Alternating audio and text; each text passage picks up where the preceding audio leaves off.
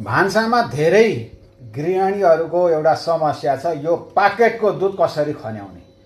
एउटा अर्को खालको पाकेट हुन्छ, यो चाहिँ यो आफै बनाएको पाकेट हो। अब कहिलेकाहीँ यताबाट फुकायो भने सबै उछिटिएर चुल्हाभरि पर्छ, ग्यास चुल्हाभरि पर्छ, इन्डक्सनभरि पर्छ। अब यसका केही समाधान छैनन्, कहीँ छैनन् मैले देखेसम्म। मैले पनि धेरै समाधानका भिडियो बनाएँ तर त्यति फलदायी भएन।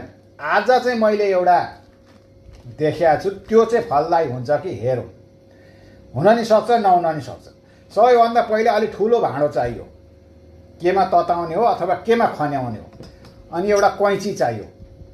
अब त्यसलाई के गर्नु पर्यो भने, अब यो दुधको पोको भयो, यसलाई यसरी यो चुच्चोतिर पार्ने। यहाँ माथि खाली हुन्छ, खाली देखिन्छ। अब हेरौँ है के हुन्छ। पहिले माथि काट्ने, थोरै काट्ने,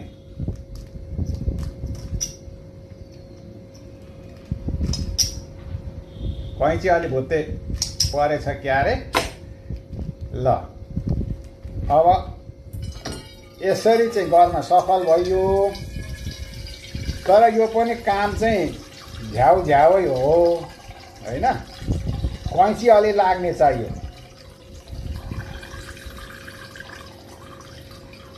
यसरी होला त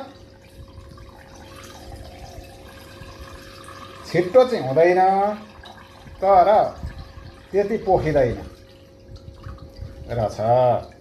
यो आइडिया गरौँ भने हेरौँ है। के यो पार लाग्दा त यो आइडियाले खालो सार्ला त? खासै खालो सार्ने चाहिँ होइन, तर यो कैँची भुत्ते भयो। चट्टै यसो गर्दाखेरि चाहिँ माथि टुप्पी यसरी चट्टै काट्नु पर्यो। त्यो एउटा किचनमा चलाउने कैँची पाउँछ, यो कतार्नलाई चाहिँ हुँदैन रहेछ। त्यो भयो भने चाहिँ त्यो चाहिँ छुँदै काट्छ क्या, त्यसले छुँदै काट्छ, जति चाहिएको त्यति काट्छ।